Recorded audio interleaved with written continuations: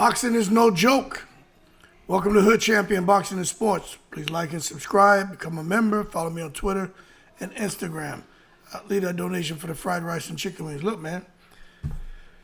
Ginjiro Shigeoka is under observation after a procedure on his brain.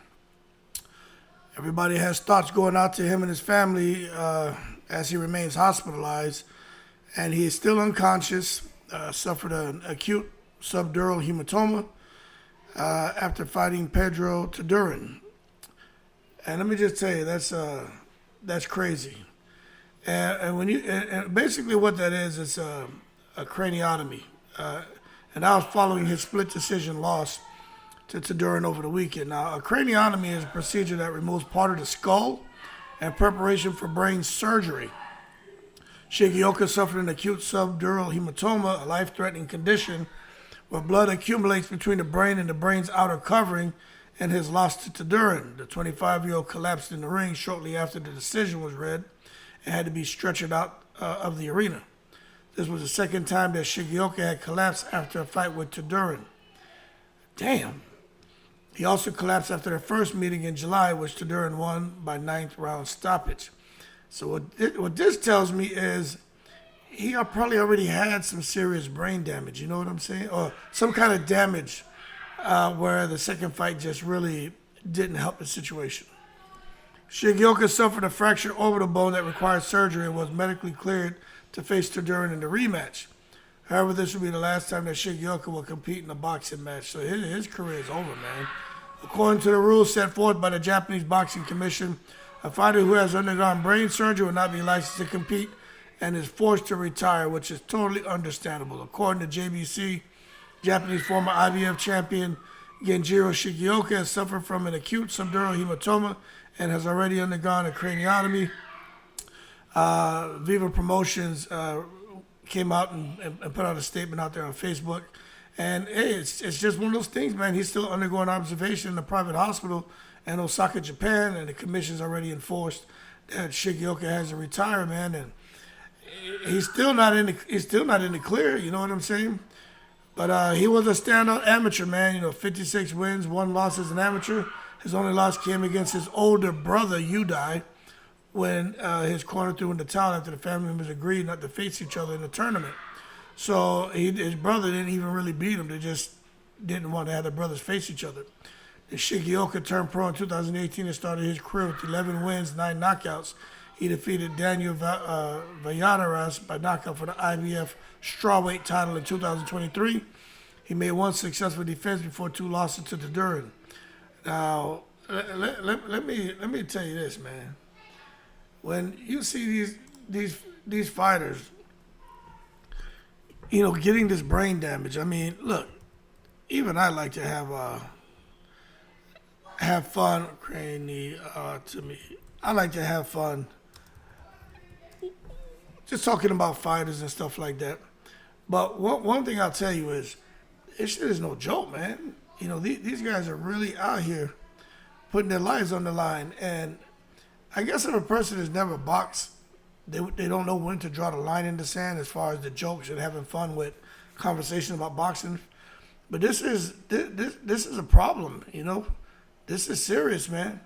It's when these guys are here fighting, man, you're talking about neurological issues, man, and having to go and get different evaluations on their brain.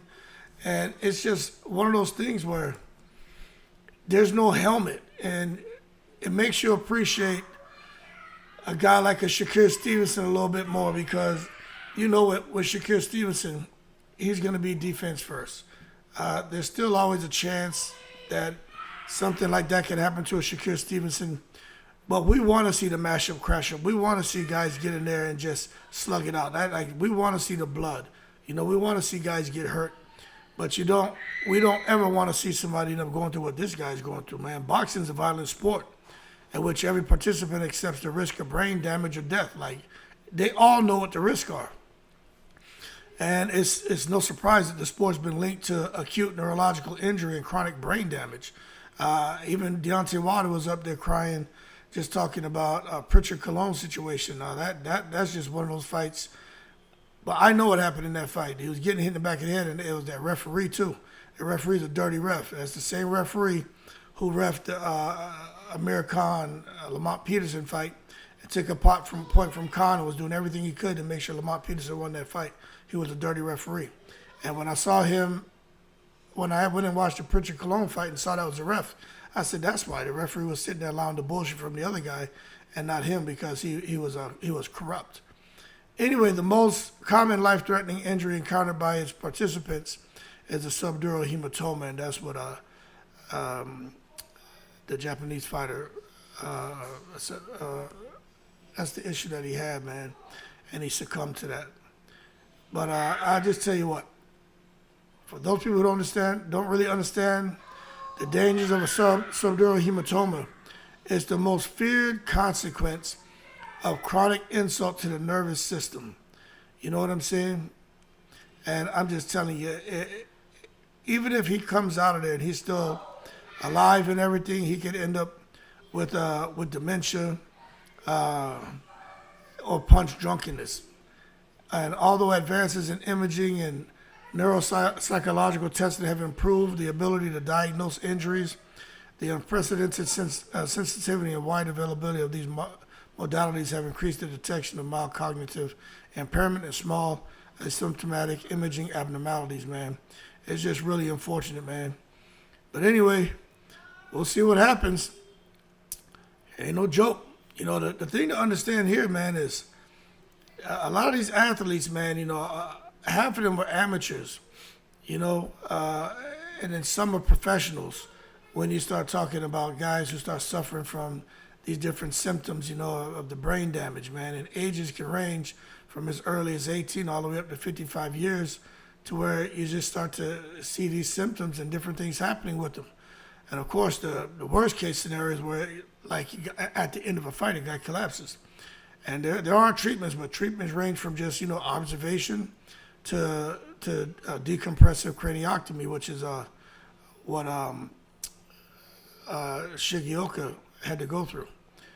Anyway, it's not often you see a fighter be allowed to continue with the sport, but there were two athletes in the study that I was reading about. It said two of those athletes were allowed to participate in the sport after their injury.